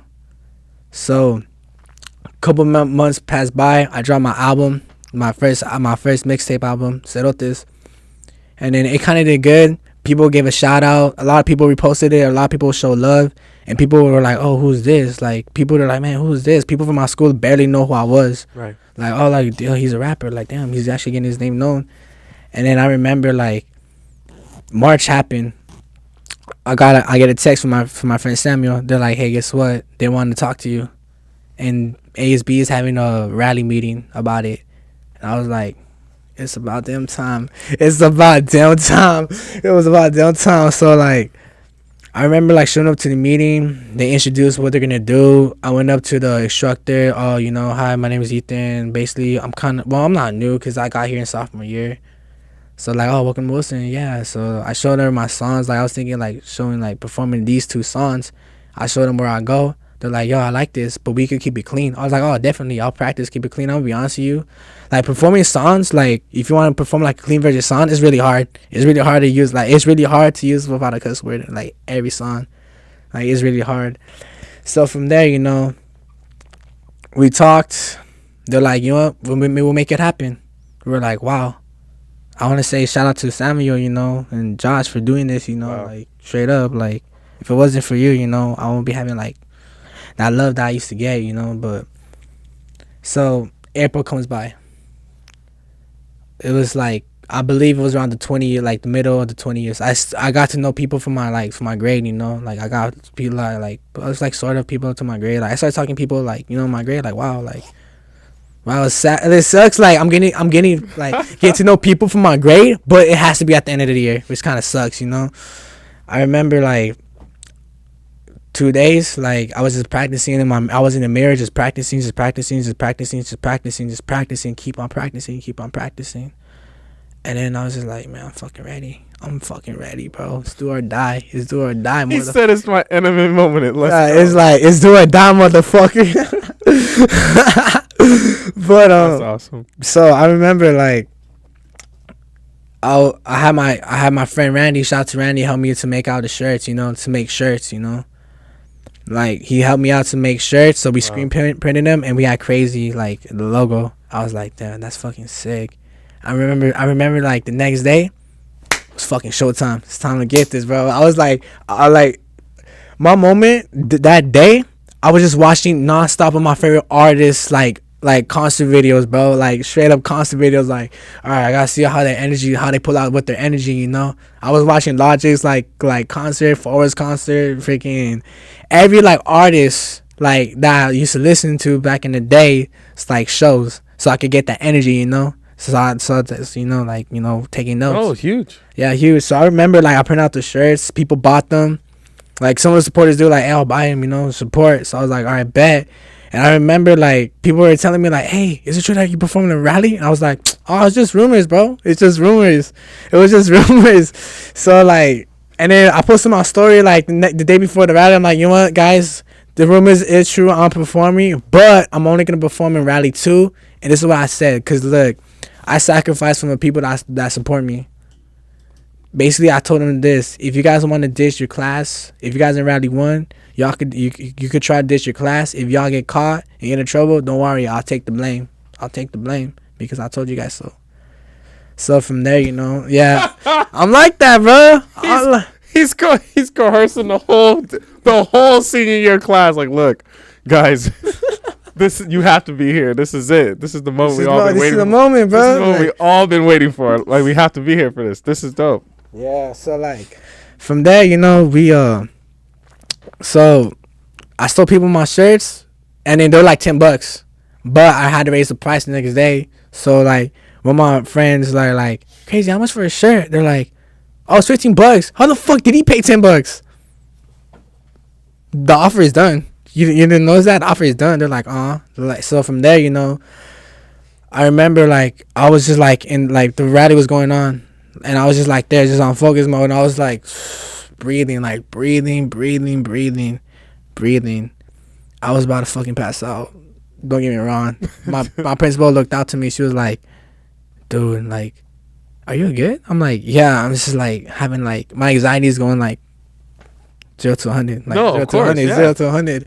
So I remember, like, she gave me water, and I was just like, dude, like, I was just, like, so fucking scared. And then I remember when my name got caught up, I did my thing. From there, The microphone was kind of low. We kind of switched microphones, but at least I put on the show. From there, I got out. People were saying, we were giving me love and respect. And then some kid that I didn't know who he was went up to me, asked me how much for a shirt. I'm like, oh, they're not out yet, my boy. Shut up and take my money. We got business to go on, bro. From there, I started selling shirts. I started selling like my old my merchandise, like the old Craz-E logo that I had. And I make like pretty bank with it, you know. I used that money for my car, you know, that I still got to this day. This is crazy, you know. So you ran you rapped a concert at your school. Okay, yeah, a rally, school rally, and you were able to perform your music. Yeah, and you got love from your old from the school. I got what I wanted. I got the love. People showing me like support. I'm like, wow, I'm living my motherfucking dream. But ever since then, you know, I started hitting shows. I had a birthday concert. It was cool. But after high school, you know, like I would say, you know, there was this one thing, like I used to party a lot, and from there it kind of fucked me up. It kind of fucked me up. It had my downfall, you know. Like I was like doing this stupid shit, drinking, you know, like. And from there, you know, like, I was just kept on partying. I was like, man, we're fucking celebrating. And from there, my friend dropped me because he knows I was becoming cocky. And I was cocky during that. After the school rally, I was cocky. Legit. It was like, he legit told me, like, this is not what I know you. Because he's been there, like, the music. He's been there, like, when I was making music during quarantine. I remember when he dropped me, you know, it kind of broke my heart. Because he was, like, my best friend, you know, like. He dropped me, and then from there, it kind of fucked my head up. Like, I became more cocky. You know, I was broke, no job. I was just like, because this is the thing. I had that success. I didn't know what to do with that success. All I did was just celebrate. Did nothing with that success. Because, one, I was broke. I was cocky. I had no job. And cockiness is a poison. Because don't get me wrong, if you're cocky, you're going to lose everything. You're going to lose your love. You're going to lose your respect. You're going to lose everything in general. And, you know, from there, around September last year, I was paranoid. Like, dude, I don't want to get my name up because I'm kind of scared. I'm kind of scared to get my name up because all the shit I did during the summer, you know. From there, you know, I made a post that I took a break. And then from there, people were like, what the fuck? People were saying, I let my people down. I let my friends down. I let my family down. Not only that, I let myself down. I let my motherfucking self down. But I'm going to be honest with you, that break, all I saw was just darkness. Like, straight darkness that, like, I don't know what to explain. Like, it's just nothing. Like, I'm trying to focus on myself. It's just nothing. I feel, like, different. I feel desperate, you know? Like, it was just weird. Like, that moment was just weird, you know? People were, like, hitting me up. Hope everything's good, you know? But when I came back, fuck, I don't want to talk about this, bro, because I look back, I came back with a cocky mind state. We got so fucking worst. I'm being honest. Like, I came back as the chosen one. Like, it was terrible, dude. I don't want to go back with that shit. It's fucking. I was a different mind. I was in a different mind state. I was more cocky. I thought I was the shit. People didn't give a fuck when I came back. I thought I was the shit, you know. But ever since, cause after the break, I kind of got more trouble. I like legit got down with 5 of my friends. I legit like cussed out on everybody. Like, I was just like, you know. And I realized, like, wow, like, being cocky is not it. I realized this around March 23, like, recently. And I was just complaining on Instagram, man, fuck all the promoters, man, fuck all of this, fuck all of that. And then I look back, like, I shouldn't, like, what the fuck was I, like, doing? Like, I know, because, like I told you, you know, that success, I didn't know what to do with that success. That cockiness fucked it up, because I lost my love. I lost the love, the respect, and everything. Everything that people, like, show love, you know, I lost everything. Even though a couple of friends I used to work music with kind of dropped me, but I really don't care, because I'm not gonna call out no names. Two of the friends I used to work with that were in the album, one is doing hardcore drugs. I'm really disappointed at him. Like, I'm straight fucking disappointed in him. The other one, he's just simping on his, like, random girls. Like, thinking, like, and he's, like, talking crap behind my back, like, and then, like, he's just sipping on other girls. And then the other one, well, we're not friends, but we're not like how, like, we don't have the vibes like we had last year. We did had like a couple like songs that like people were like to listen to, and then I always give him opportunities, but I guess like something happened. I'm not gonna say in the live something happened, but at least he's doing something, like, at least he's doing something right. But we're not like, we don't have, like, we're kind of, I'll say we're friends, but we just dab each other up, just say what's up, that's it. But he has 2 jobs. At least he's doing something right. At least he knows what he's doing, so I'll give him that. What's interesting? You have these people in the chat, right? Like, yeah. You got CVXX, right? Huh? I was with Craz-E the day he lost his virginity to one of the strippers or promoter. Proud of you, G. What? CVX is crazy. I don't know who the over Don from LP. That's hilarious. Dude, I don't know who the fuck Butters, is that. Crazy performer to school too. Man, Butters, you got to do it in college. I don't know about that. Y'all fools be saying Don from LP. Julian, no. We need another birthday. Hold on. If y'all fools say I'm better than Don from LP, shut the fuck up. Like, straight up. I'm not, like, dude, like, Don from LP is like better than me. Like, he's up there. Like, Roddy Racks too. Like, those 2 artists are dope. Those 2 fucking artists are dope. They're dope as hell. They're like putting my city in the map, Like, Don from LP. I did went to school with Don from LP, but, like, I don't know if you know who he is. Like, he's one of those top, like, West Coast, like, rappers. That's like, even Roddy Racks. Like, Roddy Racks too. Like, he's good. Like, he's the top one right there. Like, he's the top one. Like, out of all of them, like, they're putting the city on the map. 2 of them are putting the city on the map, which is good. Hey, or maybe 3, right? This is kind of where you go into. You said you're changing your name to Medrano. Yeah. What's the future like? What's the goals? What do you want out of life? What's the dream? What are you fighting for now? What's your legacy? So my legacy is to inspire people, to inspire, like, everybody, inspire, like, like, the broke kids. Like, I just want to become, like, how Tupac was, like, he always had a message. Like me, I want to share people my message too, I just, like, how Tupac had his own message, with, like, his black community. With me, I want to have my own message with the Salvadoran community too, like, like being broke as a kid, was just like, it's hard, crossing borders is not easy, we fought hard, bro. We fought hard, and we fought for our lives to get out of that country, we had, like, 5 family members sacrifice for us to, like, get a better life, over there in the United States, But yeah, man, I just, like, want to become like that poet, just that poet, share my message, and then, like, how, like, like, having fun too, like, oh, like, music is so, like, it's fun, that's all I gotta say, Right. Yeah.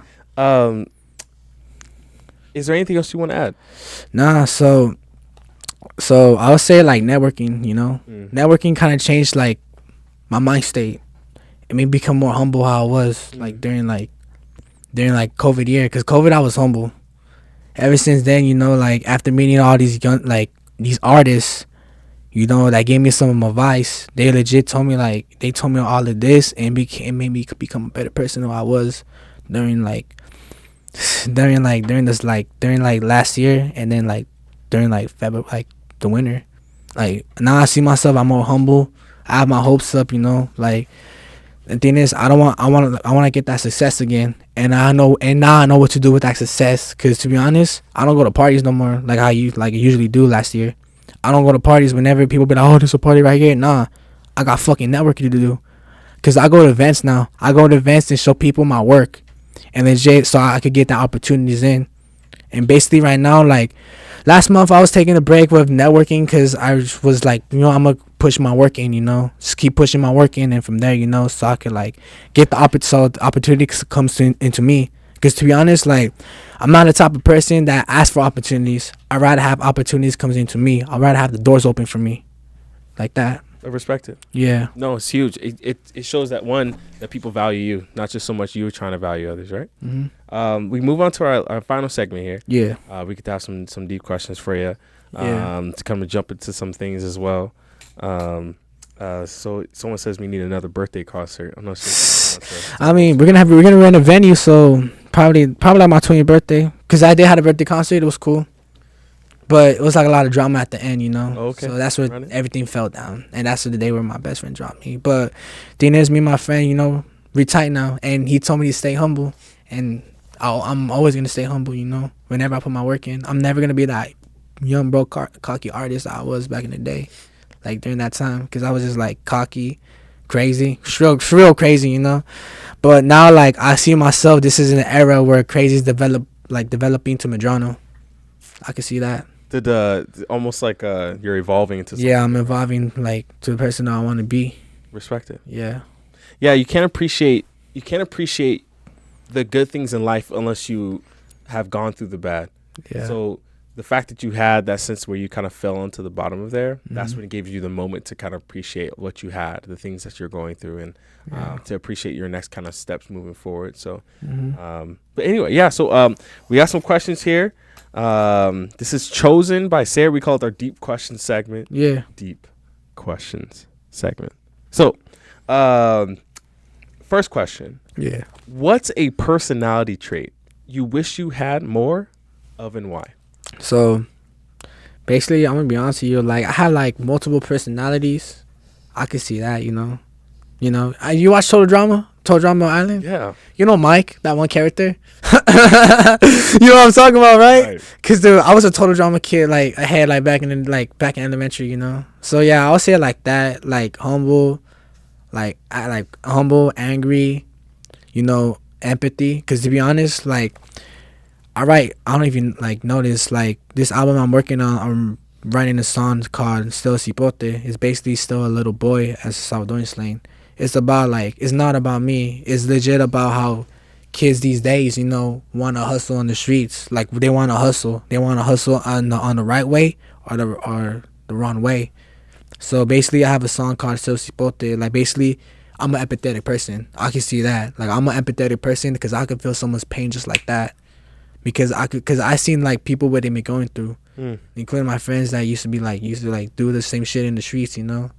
Like I feel like they're empathy, you know. Like I like, you know, I learned a lot about empathy like during like fourth grade. We learned about empathy, and then looking back, I'm like, I feel like I'm like an empathetic person. So you want more of that? Yeah.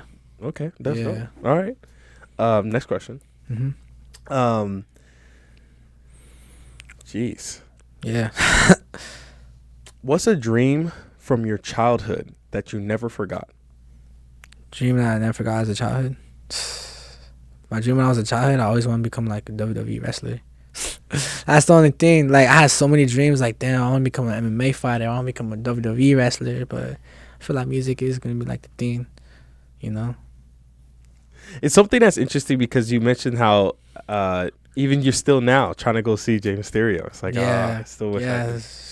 I mean, I went to WrestleMania. It was pretty sick. I went in night one. Right. It was pretty sick. It's different when there's like a whole crowd there, you know. Yeah. Yeah, but it's nothing like the old days. But you know, maybe someday. Yeah. Final question: what do you sense you take for granted, and why do you think you do? What do you mean by that? Like, what do you sense? Like, what do you sense you take for granted in life, and why do you think you do? Why do you think you take that for granted, whatever that is? So that's a hard question, to be honest. Like,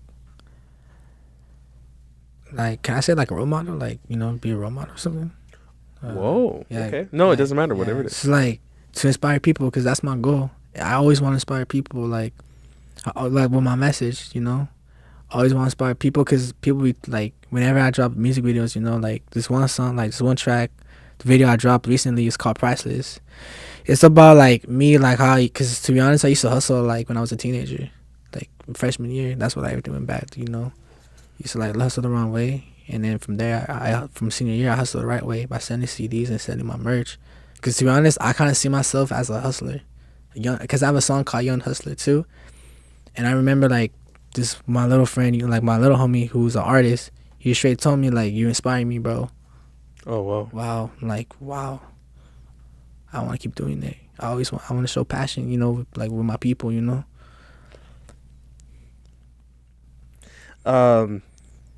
We have a painting that was donated.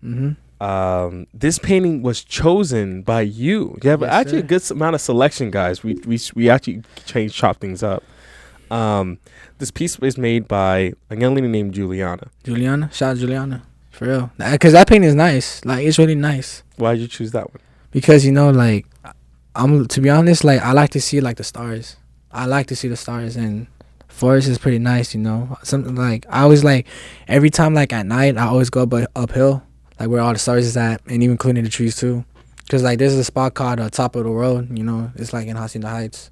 Sometimes I'll go there with my friends. Like, it's pretty nice at the night. It's pretty nice at the morning, like too, you know. Right. But I'll say nice is better, you know. The dusk, yeah. Yes, sir. Shout outs to Juliana. Thank you for donating. If anyone else wants to donate pieces, please, hit up, go join our Discord. We definitely would love to people who want to go and join.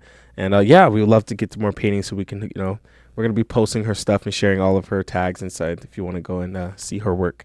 So there's one final thing I like to ask for the final question to our show. Mm-hmm. We kind of just went through your whole life story, going from your kind of ancestry up until even now, currently, and your future goals of just inspiring others and with people. Mm-hmm. But one of the biggest questions I have for you over like the last 19 years you've been alive, what do you think is the meaning of life? Like, life is like a lesson, because sometimes you always have ups and downs. Because look, this is what I learned. Shout out to my friend Alan for telling me this. Because when I met Alan, he was like, I want to help you out. Because meeting him was the best idea I ever like made in my entire music career, you know. He told me this because I told him what happened like during the summertime, and he was like, I'm gonna be honest with you, my boy, you took an L, but that L means you learned a lesson. You know, that's what I think about life. We all take lessons. We always have ups and downs. You're gonna enjoy it, you're gonna hate it, but at the end of the day, it's just a lesson. That's what I see about life. It's a ability and opportunity to learn. Yes. Teach and learn. Yeah, teach and learn. You know, you live and learn. You know. That's dope. Yeah. A bar and a half right there. I want to thank you, Mr. Medrano. Oh, thank you, bro. Thank you for having me. I appreciate it. You know, I really appreciate it. I really do. You know. No, I appreciate it. I'm glad my people are watching this. I know people are like cracking jokes. I don't even talk to those fools because those fools are fucking idiots. I hope you guys are watching this because you guys are fucking idiots for real. Straight up, little fucking kids like. Little like fools that like know me back in the day, like in high school, acting like little fucking children, you know. I mean, they still are kids, you know. Sure. I hope you're fucking watching this for real, cause if I found out who the fuck you are, cause I know who they are. I know who they are who are saying stupid shit like that, cause I know who they are. I know who the fuck they are. Well, I think the beauty is that like you are who you surround yourself with, right? That's kind of you are who you surround yourself with. It's the you're the accumulation of the 5 people you want to surround yourself with. Yeah. And if people want to add energy into the world, Mm-hmm. right, then they're gonna get essentially that energy back, right? Mm-hmm. And the fact that you went and trying to transform yourself into a different person, even changing your name to go and to be able to assimilate that life and focusing on networking and trying to get out of the partying world, it shows the sense of like one of the things I've learned from you. Mm-hmm. And I'm 30, right? Yeah. Oh, for real? I thought you were like mid-20s, bro. I appreciate that. Yeah. No. Honestly, one of the things I really appreciate you is you have this sense of not giving up. Yeah. And you come from this mentality of even though you're starting off somewhere, Yeah. right? You took a break from things, Took a break. but you didn't quit. I didn't quit. Most people are quitters. Yeah, because most people quit. I came back with a cocky mind state, and from there I learned what the fuck I was doing. You know. Came back where you left off. Yes, sir. But the beauty is that you're going to try to renovate and try to get better with those areas. Yeah. So I think that's something I learned as well. It's okay to take breaks, but it's definitely not time to quit. You don't need to quit. Even though, once I drop my second album, there's no time to celebrate because at the end of the day, the job is not done yet. The job is not done yet. We still gotta keep on pushing till we get what we want on our hands. And obviously, the end goal of inspiring as many people as possible. Mm-hmm. Well, that's what's up, man. Well, to everyone who joined us, thank you so much for joining us tonight. We really appreciate it. We got some last minute questions. Don't I can see the comment section? Oh yeah, so we have. You want to read May Butters? May Butters said one more thing at the bottom. Read this. Hold on. The May Butters had 2 more at the bottom that he wants to. Can you read that one out loud? The last 2 right there. Mm-hmm. Oh, who said that? Hold on. Let me see. You're crazy. Yeah, shout out to Butters. Yeah, you want to read that last 2 comments from me, Butters, real quick? Yeah. To everybody, please like, comment, subscribe. Where can they find you, man? How can people link up with you, boss? So you can follow me on Instagram, CRZ. Pull that mic in closer and pull it down just a tad. Y'all can follow me on Instagram, the 3ONE Craz-E31, you know, and you can find me on SoundCloud, Spotify, Apple Music, CRZ-E, and probably like I told you at the beginning of 2024, it's officially Medrano. Well, look out for Medrano. Yes, sir. So I'm trying to find that comment. I'll send it to you. Don't worry. Hold on. To everyone, thanks. Please like, comment, subscribe. Share this to your friends and family. We want to make sure that people get their stories archived. And if you know anyone else who might want to be on the show, please let us know. We got 2 comments that we wanted just to shout outs to those who are kind of shouting us out too. Shout outs to, again, Julian at Craz. That's dope. I see you there. Craz, a good man. Craz-E is a good man. Okay, I know him for many years, and he's been chill with me. Who said that? This is May Butters. Butters is dope, man. He's a dope person. Because I want to Wilson with him. People from Wilson are so nice, dude. They're so dope and like supportive and love, you know. I mean, there's some people that like, you know, like kind of a little weird, but but they're cool though. They're cool. And so he said, me always friendly to me ever since we met. Someday Craz-E will be successful and I'll be supporting him. Say May Brothers said, ain't me. He's like, I ain't the homies, you know, say it wasn't me. Yeah. Hey, it's May Brothers, it wasn't you. They even caught you on camera, but it wasn't you. It wasn't him, yeah. Hey, everybody, thank you so much for joining us tonight. We really appreciate it. We're going to be taking down this live video, but we are going to be kind of, putting it back up. So we want to appreciate those who are going to be watching this when we drop it live. We're going to do some editing, editing magic to the live. Yes, sir. But you guys are going to be a part of it. So get excited to kind of see yourself as a part of the show. Mm-hmm. So to everyone, I have a chant. We always say it every day. I'm sorry, at the end of the show. But have peace, have love. Peace and love. Be happy. Happy. Even after death. Even after death. All I got to say, don't worry about the negativity. Facts. Do you. Ignore the negativity. Just get surrounded with just peace and love. That's all. Every day. Every day. All right, guys. Have a good night. So. Bye.